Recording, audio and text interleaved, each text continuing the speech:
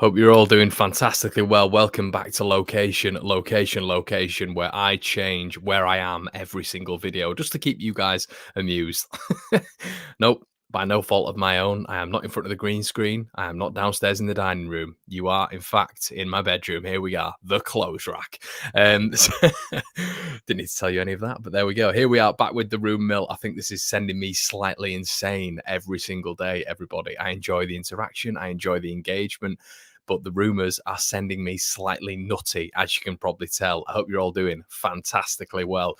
We'll have your West Ham preview a little bit later on, so make sure you stay with me throughout the stream. Thursday, nearly Friday, a little bit more upbeat today. We've got some rumours to go through as well, some housekeeping as well today. Make sure you're liking the video. 210 of you already inside the building. Make sure you slap a like. If you've got an opinion, stick it in the comment section as well, everybody. And make sure that notification bell is switched on so you know every time I upload a video. Rafinha has made the Brazil squad. A little bit of housekeeping there. Fantastic news. Neymar is absent, which means they've got a whole host of young Brazilian talent going out there. Vinicius, Antony's going out there as well, and Rafinha. So it's a whole host of brand new blood, the Brazilian blood, as they're calling it. So that's going to be fascinating to see how he does out there. He will be playing up against Paraguay and Ecuador. So you're expecting Rafinha to steal some headlines again. So congratulations to our boy there. Morning, says Ben Jones from New Zealand. Greetings, Connor, says Mick. Evening, Connor. Evening, all. Hello, Katrina. Evening, says Ben. Yeah, loads of people coming in. Gandry Mill, housekeeping needed for wherever you are, for sure. Honestly, it's actually quite neat. It's just the coat on that side, which makes it look unneat. I promise you, I'm a bit of a neat freak. Appreciate your feeds, Connor. Cheers, mate. I'm trying to keep it as consistent as I can and as entertaining as I can. So let's get into it, shall we? We've touched on the Rafinha stuff. We'll touch on West Ham towards the end. If I forget, remind me, please. And let's get waffling. So apparently today on the rumour mill, Leeds are still going for Lazio striker Muriqi. Now, we spoke about this yesterday. Apparently, Leeds are hopeful a deal can be done for the striker. Muriqi is a Kosovian striker who has been linked with Leeds over the past week. 6'4", not really a presser, more of a target man. And it looks like Leeds United are apparently looking to acquire the deal for the Kosovian. So it's going to be sort of a weird one if Leeds would get this one done, to be quite honest with you. I mean, we're all speaking at the minute of loan deals and that being something that we could get done. And it looks like this has now been thrown into the works of it potentially being a loan deal as well. So I don't know. Would I want this deal done? Probably not. He's done well for Kosovo in terms of output, but for Lazio, as I've spoken to you guys about recently, Lazio, my Italian team, he barely features. I think he's featured in about 5 or 6 Europa League games, and he's been average. He's a target man. He's your standard Kiefer Moore, your Kosovian Kiefer Moore. That's what we'll call him. And yeah, I don't see how it would fit. I don't see how it would fit. For me, this is waffle. It's just to get a lot of clicks. It's just to get a lot of attention. Leeds, in the striker department at the minute are absolutely barren. Greenwood going out injured recently. Bamford, is he back? Is he not back? We'll find out tomorrow at Bielsa's press conference. Rodrigo, is he back? Is he not back? Once again, we'll find out at Bielsa's press conference. So it's an easy link to say Leeds United are going to be going for a striker. Would we all want a striker? I think at the minute we probably would. But I just don't think this one works. I don't understand how it works. You'd have to adapt to English football, adapt to a pressy system, which has been a less of a pressy system this year, let's be brutally honest. But I just don't get it. I don't get why Leeds would do it. I get the short-term loan bit. I get that aspect of it. but I don't understand the player aspect fitting into the system, and the guy would generally need till the end of the season to get fit, to get Bielsa fit. You know, you can just look at the frame on the guy, and he's nowhere near in Bielsa shape. So let me know what you think about that one in the comment section below, everybody. He's in the building. Lafo's in the building. Reckon we go for Origi. Good evening from Norway. Norwegian Leeds fans absolutely love it. Yeah, hello. Origi, no, he's happy to sit on the bench for Liverpool. I think we all sort of understand that. He's happy winning Champions Leagues. He's happy winning leagues.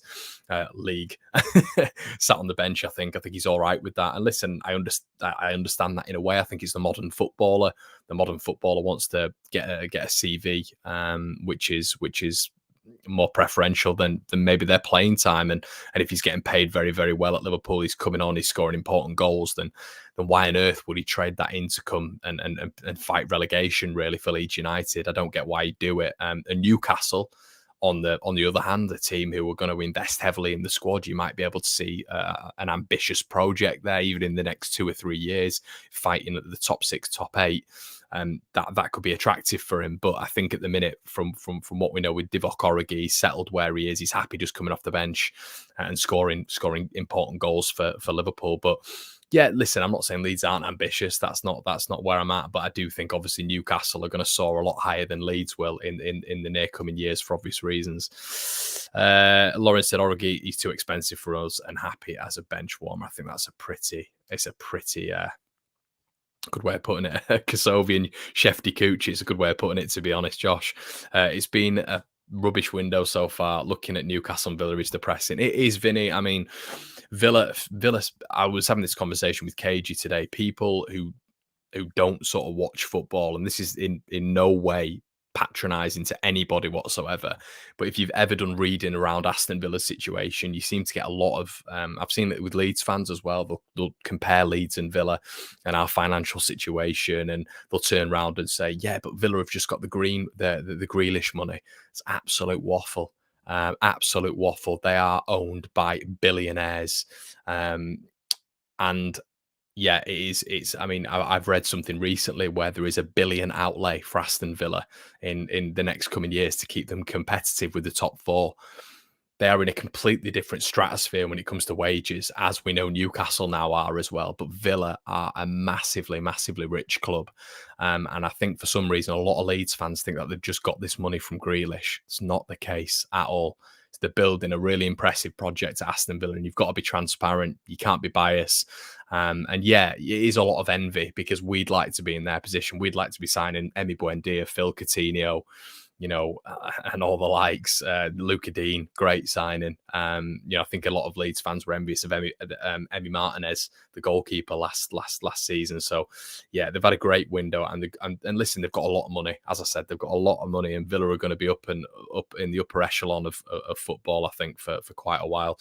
Lee said they must be close to FFP. There's no way they make that amount of money that they are spending. Yeah, 100%. We don't know how the deals are structured. It could be over installments, which is how clubs get round it, obviously, and loan to buys, which I know they're talking about with Basuma as well, that they're looking at.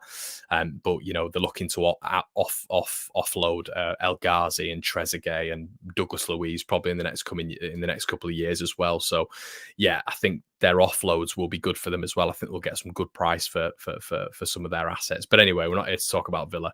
But yeah, I understand the stress. I am very stressed looking at Aston Villa and Newcastle because ultimately, guys, our chairman has said to us that we want to be competing with the top 6. Now, for me, when I look at Aston Villa, potentially bringing in Basuma, looking at Emi Buendia, looking at Coutinho, looking at Luca Dean, looking at all these players, John McGinn in the midfield, Douglas Luiz in the midfield as well, you know, Ezri Konsa, Emi Martinez, that's building. That's regeneration. That's renovation. That's building for a top 6. That's building for competition in and around that top 6. Us giving like players, I'm not going to mention names, players who've been here a while, new contracts, you know, giving the boys, the boy band contracts who've been here in the Championship for the next 2 or 3 years. It's Say it how it is, say it how it is. It's just it's a difficult comparison, with Aston Villa looking to challenge that top six and go further, and Leeds are saying the same thing. I don't know whether or not Radrizzani was just saying that comment, which I do focus on. I don't know if he was just saying that comment to increase Leeds' stock, which I believe he is, because I don't believe he's that daft, to be quite honest with you. Keep getting your comments in, guys. The engagement's absolutely mad, which is fantastic. What have we got to spend, and who would you buy, Connor? God, that's a that's a big question. That's a huge question. I don't know what we've got to spend. I'll be brutally honest with you. Who would I buy? Well, we'll get onto it in just a little bit. So we figured that one out. What else are we figuring out now? Brendan Anderson, a player for the Red Bull Network, RB. Listen, it's a sorry, I think my mic's going off a little bit there, guys. But this would be a fantastic acquisition. There's a lot of talk that the midfielder is on his way at this moment in time, and it's going to be fascinating to see what happens here. Obviously, he's an American football player, and plays for Red Bull Salzburg. It's going to be interesting to see what happens here. But I just saw this little quote in the Guardian, which I absolutely loved, and it was caring as much about his defensive duties and his touchline to touchline disruptions as gliding around and making plays for highlight reel fodder. His slight frame can be disarming, shaggy hair, tamed slightly by a headband, and lovable little brother demeanour make him easy to root for. Those outward traits cloak his inward killer competitive streak. His favourite moment of his dope, quote unquote, Champions League foray, as he put, wasn't the fact he scored 10 minutes into their clinching qualifying return leg at Bromby, but it was the silencing effect his goal had on the ravenous Danish crowd. Now, this guy is a serious player, can play. Versatility is key as well. He can play on the right, he can play on the left, he can play central midfield, central attacking midfield. A real flair about him. Another American potentially to add to the Premier League as well, which I think is going to become a vast network as their facilities over there and their pedigree is developing. And listen, Brendan Anderson would be, for me, a fantastic signing for Leeds United. His market value on transfer market, obviously that can fluctuate, but it is from 10 to 13 million. So it's going to be fascinating to see what happens here. But lots of reports today are stating that Leeds United are highly interested in him. This is his record as well. I thought I'd screenshot this and stick it on one of the graphics. This is in his Champions League qualifying campaign. Obviously, he played twice, scored twice, got an assist as well. But look at his Bundesliga campaign for RB Salzburg here. It's been pretty impressive. 36 games, 6 goals and 10 assists. So, yeah, he's having a fantastic season, and I presume a lot of clubs are looking at him. So it's going to be interesting to see whether or not Leeds are going to be able to get their head around this one. I would love someone like Brendan Aronson, but I just don't know whether or not the price is gonna sort of take Leeds out of it. Okay. So Fofana, Seko Fofana. Now, the reason why this has been absolutely blowing up at this moment in time is obviously with the Chris Wood saga. Chris Wood going to Newcastle today, confirmed for, I believe it was 25 million. Newcastle were able to activate Burnley's release clause for the man. And it looks like Burnley have now got a wad of cash. Now, this wad of cash, it's going to be interesting what they do with it. But they've gone for Seko Fofana, apparently. Apparently, they've put an initial £14 million bid in for Seko Fofana, which would be absolute daylight robbery. This guy is unbelievable. 26 years of age, was from the Manchester City under-23 academy. Takes a lot of inspiration from Patrick Vieira, apparently. He said it in a lot of pieces I've read around today on the man, but he's a fantastic player, powerful, technically gifted, Ivorian, and someone who would be perfect within the Leeds centrefold. And the perfect thing about it, guys, as well is Lens are okay with selling this guy. They want money coming in, so they will be selling this guy for a very cheap price. Obviously, Burnley have gone in with 14 million. They've got a lot more at their disposal, but it looks like they're going to be increasing their bid to 17 million. But the important thing here is Leeds are also apparently extremely interested and are keeping tabs on the Liga midfielder. Now, this guy is outperforming everybody in terms of ratings. He's outperforming Mbappe and Neymar in terms of any other midfielder in Liga at the minute, according to Who Scored and many other sites. He is the top of the tree. and he's going for a ridiculous price. It looks like it's going to be between 14 to 22 million. It's going to be the price range. And I just think to myself, Leeds, come on. Leeds, come on. Go and do it. Go and do it. Go blow Burnley out of the water. Leeds are going to be a more attractive prospect. Bielsa's going to be a more attractive prospect. This guy is ready-made for the Premier League. He's got all the physicality, all the athleticism, all the prowess for a Premier League midfielder. You know, Yaya Toure-esque, Patrick Vieira-esque in terms of stature. And I just think that this would be a fabulous signing for Leeds United, probably above Brendan Aronson as well. I think Aronson's obviously a more technically gifted player, plays further up the pitch. But Fofana can do it all. He can play sort of in the anchor. He can play central midfield. He can play a little bit further up, although he doesn't do it often. And his goal return as well, guys. He's played 20 times this season, and he scored 6 goals. So he's on absolute fire.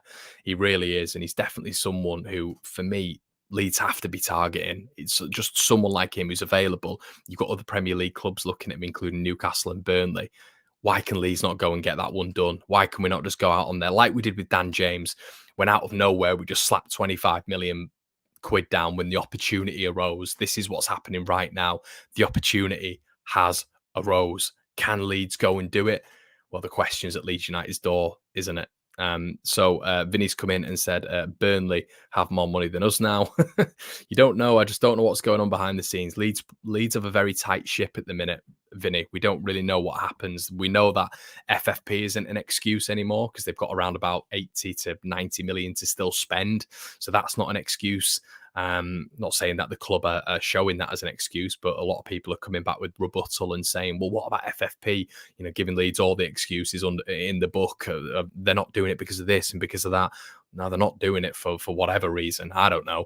But Fofana just seems an absolute steal. And that is being spoken about across social media at the minute, because Burnley, to be fair, have highlighted this player in terms of just putting a bid in. You know, and it seems to have perked the ears of many other clubs who have probably been tracking him for a while. Great number 8 Fofana would Harry. He really would. Jean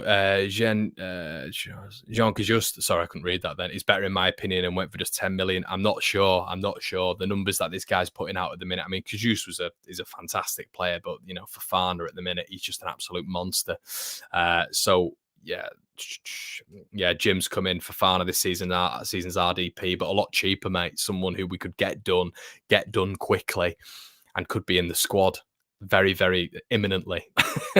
I feel like he's up to scratch with everything in Ligue 1 at the minute as well. He's playing against quality operators, you know, in PSG and Marseille and Lyon. And I just feel, and he's not looking out of place as well. I just feel like the offer is there. You're not getting many big clubs looking at him, but you're getting our sort of cohort looking at him as well. Newcastle linked to everyone. They were linked to Todd Cantwell yesterday. But I just love Leeds to just go in there sneakily and doing it. I really would. Philip's come in and said, everybody keep smashing the like button and share it out. That'd be massively appreciated, guys. We're trying to spread the channel as much as possible. I'm trying to do this 5 days a week, which is hard work when Leeds are just giving me nothing. So a like would be really appreciated. And obviously keep getting your comments in. I'm really trying to read them out as much as possible. Would be an ace signing with Fofana, but would Fofana. But clubs always do the opposite what fans think or want. I mean, Andy, you couldn't be more spot on, mate. You couldn't be more spot on. It wouldn't surprise me if they're not even aware of Fofana at the minute. I'm sure they are, but would I prefer Kamara or Fofana? It could be a little song there, couldn't it? I think Kamara is more of a DM. He's more of a pivot player. He's more of an anchor. He's more of a Calvin Phillips. Whereas I would put Fofana in the bracket of a Declan Rice. Can play anchor, can play 6, can play 8. So for me, when versatility is at the forefront of Leeds United, it would be Fofana. I think we'd be able to get him for a better price as well.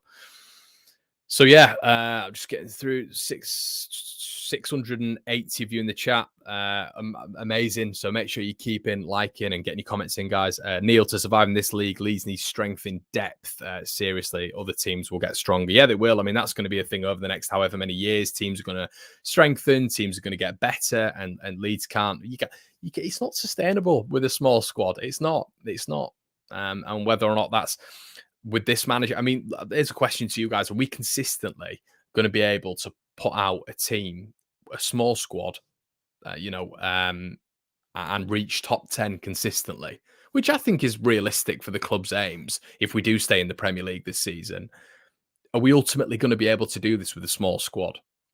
Under Bielsa, this isn't a Bielsa out thing, by the way, it's not.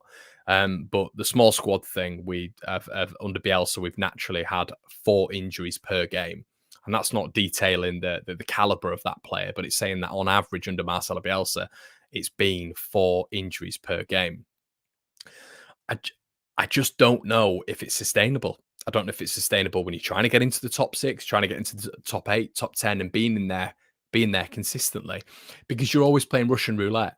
And with the amount of competitions that are about nowadays, the amount of international breaks that are about nowadays, the increased exposure of the Premier League, there's going to be more and more injuries. It's just obvious. It's just obvious. It's going to become more difficult in markets as well, because the competition's increasing, the money's increasing, player power's increasing as well.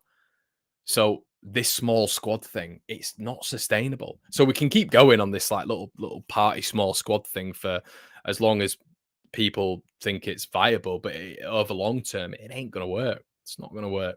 It's not going to work. And if Leeds have dreams and ambitions of consistently securing a top 10 place, this needs to be taken into consideration. We are at this moment in time, we have 11 players out injured. Now that's mad, even with a big squad, and that's got to be a caveat in here. But having that with a small squad, it's impossible. It's absolutely impossible. This weekend, we're going to get on to West Ham in just a second. We're going to have another centre-back combination. It's going to be Leo Kjelder, who none of us had heard of at the start of the season or even a month ago, and Robin Koch, who has been out of the squad for, 3/4 of the time he's been a Leeds player. So it's going to be another centre-back partnership. Yes, it's freakish, but it does always seem to happen to Leeds. Always going about trends, always going about patterns. What's going on in training? Way more training injuries at the minute and within the last 6 months than we've seen in the Bielsa tenure. That, for me, would be some sort of burnout in terms of the players getting to their maximum ability. How many more times can the same players over 4 years push through murder ball once or twice a week? How many times can that happen? How much of an effect does that have over a period of time on your Clicks, on your Coopers, on your Bamfords, on your Phillips? So these are all things that we need to take into consideration going forward. Do we need to dial it back a bit? Training, murder ball, or does that take away from Leeds' performances, but the performances haven't been there? Or does that just push to Leeds having to thicken up the squad? There's so many debates in there, guys. And I've just seen a super chat, and because I've been waffling on, I'm so sorry I've missed it. FM Palette, hi mate, you got Patreon, and what are the benefits match on together? I've got a Patreon, mate. I'm genuinely looking to get it going again by doing the Rumour Mill 5 days a week. It can be difficult having a Patreon as well, but I will put the Patreon in the link in the description if you want to join. If you want to support the channel on a monthly basis, it helps me to get the correct lighting, backgrounds, improvements on stands and stuff like that. A decent mic. It all genuinely does help. So yeah, all that good stuff. Thanks for showing your interest anyway. I really appreciate that. I think Koch and Kjelder can do a job at the weekend. They can, mate. 100% they can. And I like Kjelder. I really like him. And Robin is so much better in a centre-back partnership. My point is, it's just the consistent injuries. And us as fan base always been like, so-and-so can step in. So-and-so can step in. Oh, Joffrey's out. Oh, Roberts is out. Oh, Rodrigo's out. Oh, Phillips is out. Or whoever's out. We can put so-and-so in. And it's been amplified this week by Cody Jarame going out to Cardiff and us thinking that, okay, well, Stuart Dallas can play right back with Luke Ayling. Well, who's to say Stuart Dallas isn't going to get injured next week? Because it happens all the time. And we always whinge on about this on the channel. But yeah, I don't know. It is what it is, isn't it? It is what it is. Should we get into it anyway? Let's get on to West Ham United. So what are your thoughts initially on West Ham? It seems to have been a lot of close battles recently. I thought we were all right the other night. On the weekend, I thought we were okay. But in the final third, we're toothless, aren't we? We've got nothing up there. Hopefully, we're going to see the return in Patrick Bamford and Rodrigo. We don't know whether or not that's going to be confirmed. Marcelo Bielsa's press conference will obviously be tomorrow, so we'll see that. And that's going to be big for Leeds. Rodrigo, not as much, because I would like to. You guys will be probably a little bit baffled by this, but I would still like to see Lewis Bate in there, even over Rodrigo, which a lot of you will be like, what? But I think system based in that midfield, I think Lewis Bate, he wasn't given enough time for me. And I think he showed a lot in that 45 minutes, but I think he can show a little bit more. And I would love to see him, with 60, 70 minutes under his belt.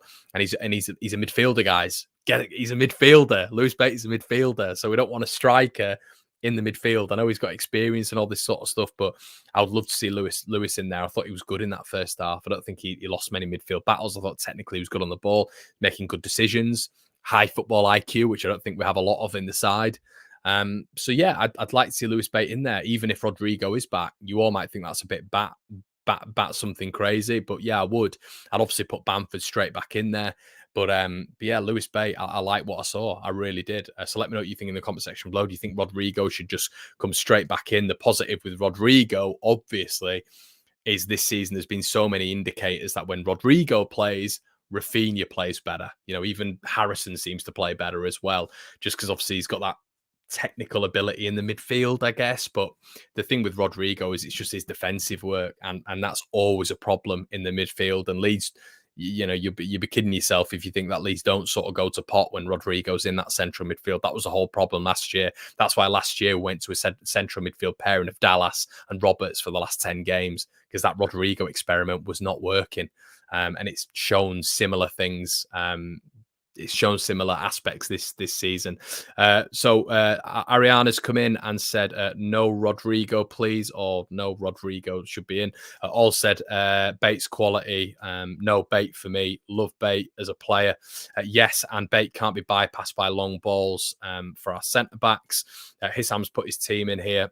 Melier, Ayling, Coquelin, the Firpo, Dallas Forshaw, Rafinha, Bate, James, Bamford. Yeah, spot on. Spot on, Hisham. That's my side. There you go, everybody. Hisham's absolutely nailed it. Yeah, I think that's a nice lineup. You've got Ayling at right back. I don't want to see Ayling at centre back. Don't put Ayling at centre back. Just square pegs, round holes. Just players in positions. Ayling right back. We don't know about Firpo. You have to bear in mind he was concussed, which is once again the square peg. The whole team moves around again, so you're probably in that lineup looking at Dallas going to left back if Firpo's out, then Click coming in there. Click in terms of movement, I don't mind, but I've said to you guys on here before, and I'll be completely transparent. I think Click's time is probably done at the club.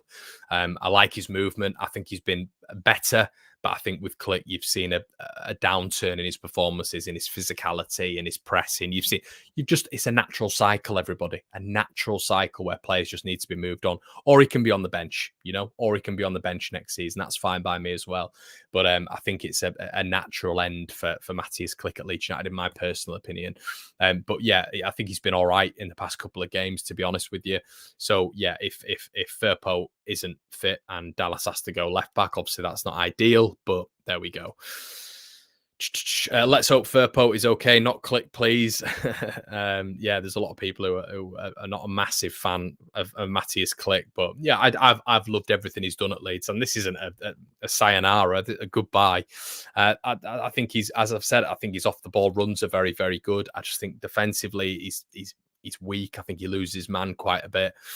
His athleticism's obviously not there. He needs to have some serious prowess in that area to be in this man marking system. I don't agree with the man marking system. You guys know I don't. But I just think it's come to the end for Click. But I'd be happy with him in this game, to be quite honest with you. Any news on Joffrey coming back? No, that was 3 weeks, 3-4 weeks, I think was the prognosis on that one. So I doubt he's going to be back for this one, to be quite honest with you. But yeah, with West Ham, we know what we're going to get, and I want to go in this game with a bit of hope, guys. I really do. And with Bamford back, it would give me a massive boost. It would give me a massive boost, and that the team Hisham just put on there, I'd be enthused by that. I really would be. And you guys know I'll come on here, and if I see something, and if I see a returning body or a returning bodies, I'll say it. I'll say that's great, because it's going to give us more of a chance. We don't have to put children out. It'll make the bench better. And yeah, I'd like to see Dan James in his natural position, Ayling in his natural position. Wouldn't that be great? Lewis Bate in his natural position. But I just don't know if we're going to see this. I think Bielsa, if Rodrigo's available, will stick him in the midfield. Apparently, West Ham, Souček's going to be back at the weekend, so you're going to get Souček and Rice in there. So it's going to be difficult. It's going to be a really, really difficult one for me this weekend. It's West Ham. I mean, they've beaten us every single time they've played us. I'm not seeing at the minute what's going to change. Obviously, there's a little bit of hope there, but I think it's going to be a little bit tough for Leeds, because I think if Bamford isn't fully fit, we're going to keep with that James experiment, which pointless, in it. It's completely pointless, but we'll go with it. We haven't got many other options, so it's going to be sort of food and drink for West Ham. I think you've got Bowen, who's on absolute flames at the minute as well for them. Rice is playing exceptionally well, so I think it's going to be a tough game. I think it's going to be a really, really tough game. Gamer Guy Ethan's in the building. Sort of what if Strauch back? Will Leo play, in your opinion, Connor? Yeah, I mean, I'd be surprised if Strauch was back, because Bielsa didn't know what it was last time we spoke to him at the press conference. And I like Leo. I think Leo did really, really well. And I was really enthused by him and Lewis Bate. I don't think Greenwood got into it, to be quite honest with you. But I'm a massive fan. I'm a massive, massive fan of Leo Hjelde and Lewis Bate. So it'd be great to see them both. Somerville looked good as well. That's a nice little impact sub there. So yeah, there's positives there. There is positives there, but I'm looking at West Ham and I'm thinking they're just a bit too good. They're just a bit too good, which is annoying, because if we press them, if we actually pressed, we can get at them, because Dawson at the back, Diop, even Cresswell, and the goalkeeper, obviously, Fabianski, they don't like being pressed. They don't like being pressed. I was looking at Norwich last night. Norwich, for periods of that game, they were causing them problems. So can Leeds do that? Of course we can, but we just need to be more effective. And I don't know. To be honest, guys, I probably would go with a competitive 2-1 loss.